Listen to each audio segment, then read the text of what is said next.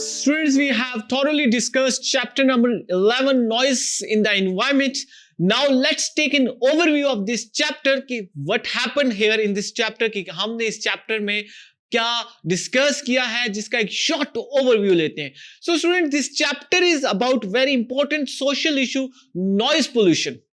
Definitely पिछली 2 से 3 सदियों में दुनिया ने अपने आप को अर्बनाइजेशन से इंडस्ट्रियलाइजेशन की तरफ चेंज किया है. यानी कि लोगों ने अपने जो प्रोफेशन थे वो पहले एग्रीकल्चर प्रोफेशन थे, अब वो इंडस्ट्रियल प्रोफेशंस की तरफ आ गए हैं. इस चेंज की वजह से, इस चेंज इन सोसाइटी की वजह से सोसाइटी में प्रोस्पेरिटी तो आई है, फाइनेंशियल प्रोस्पेरिटी डेफिनेटली आई है, लेकिन इस चेंज की वजह से सोसाइटी में एक बहुत सारी खामियां भी आई हैं. उन खामियों में सबसे बड़ी ये खामी नॉइस पोल्यूशन की है कि सोसाइटी में बेजा हाई फ्रीक्वेंसी का नॉइस क्रिएट हो रहा है. सो स्टूडेंट, चैप्टर के स्टार्ट में राइटर इस पूरे पैराग्राफ का थीसिस स्टेटमेंट देता है कि नॉइस पोल्यूशन है क्या.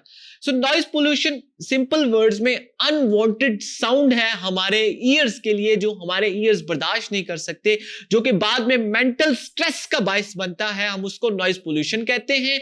Then he went to causes, उसके कॉजेस को डिस्कस करता है कि what are those factors which are creating noise pollution in the society. First he discuss the traffic as a source of noise pollution, कि traffic जो है वो as a source of noise pollution है.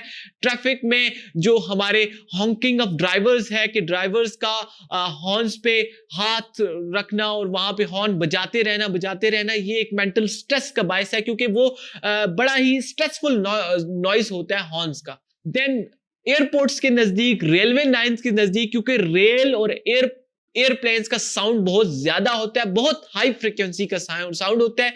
उनके नजदीक जो रेजिडेंट एरियाज या resident colonies बन चुकी हैं, उनके लोग जो हैं वो इस नॉइज से मुतासिर हो रहे हैं, ये उनके लिए बड़ा खतरनाक है. Then the writer is discussing construction sites as a source of noise pollution, कि कंस्ट्रक्शन साइट्स के इक्विपमेंट का यूज जो किया जा रहा है, वहां पे जो ट्रांसपोर्ट यूज हो रही है, वहां पे हाई फ्रीक्वेंसी साउंड्स क्रिएट किए जा रहे हैं, जिसकी वजह से सोसाइटी में unrest. Then the writer is going with the technology. वो टेक्नोलॉजी को सामने लेके आ रहा है कि टेक्नोलॉजी कैसे सोर्स ऑफ नॉइज पोल्यूशन है हमारी सोसाइटी में. तो he is saying the use of generators in residential areas, कि रेजिडेंशियल एरिया में जनरेटर्स का इस्तेमाल, लाउड स्पीकर्स का इस्तेमाल, उसके अलावा पब्लिक प्लेसेस, इवन के हॉस्पिटल्स में भी लोग अपने मोबाइल फोन्स को साइलेंट पे नहीं रखते या म्यूट पे नहीं रखते, जिसकी वजह से पेशेंट्स को बड़ा ही प्रॉब्लम फेस करना पड़ता है. Tutoria.pk लाया पाकिस्तान के मैट्रिक और इंटर स्टूडेंट्स के लिए अपनी नौयत का पहला ई-लर्निंग प्लेटफॉर्म, जहां पे आपको मिले 18 से ज्यादा बोर्ड्स के video lectures, past paper solution, book notes, MCQs, quizzes और बहुत कुछ. आज ही हमारी मोबाइल ऐप डाउनलोड करें और बनाइए अपनी पढ़ाई आसान. इसके बाद writer comes up with effects of this noise pollution, के क्या अफेक्ट हो रहा है हमारी सोसाइटी में. He is of the view कि हाइपरटेंशन बढ़ चुकी है, इंसोम्निया का लोग शिकार हो चुके हैं, स्ट्रेस बढ़ गया है लोगों में, लोग इनटॉलरेंट हो चुके हैं, उनको जल्दी जल्दी गुस्सा आ जाता है, वो बात बात पे लड़ने झगड़ने लगते हैं. तो ये सारी चीजें डेवलप हुई हैं मेंटल स्ट्रेस की वजह से. और मेंटल स्ट्रेस कहां से आया है? वो मेंटल स्ट्रेस अनवांटेड नॉइस की वजह से हमारे दिमाग ने ऑटोमेटिकली क्रिएट कर लिया है. Then writer is giving us some solutions कि government should take some serious steps to counter this problem. Even के हमारे पास कानून तो हैं कि पंजाब, जैसे हमने राइटर एग्जांपल देता है कि पंजाब इन्वायरमेंटल कंट्रोल प्रोटेक्शन जो है, ये एक प्रॉपर फ्रीक्वेंसी देता है रेजिडेंशियल एरियाज के लिए. वो क्या है? वो है 55 डेसिबल्स, और 72 डेसिबल्स जो है वो कमर्शियल एरिया को लिमिट देता है. जो भी फैक्ट्रीज या जो भी रेजिडेंट्स इस फ्रीक्वेंसी के अबव साउंड क्रिएट करते हैं, उनको कटहरे कानून के कटहरे में लाया जाए और उनसे पूछ-कुछ की जाए, उन पे चेक एंड बैलेंस रखा जाए कि वो ऐसा क्यों कर रहे हैं, जो कि लोगों के लिए तकलीफ का बायस है.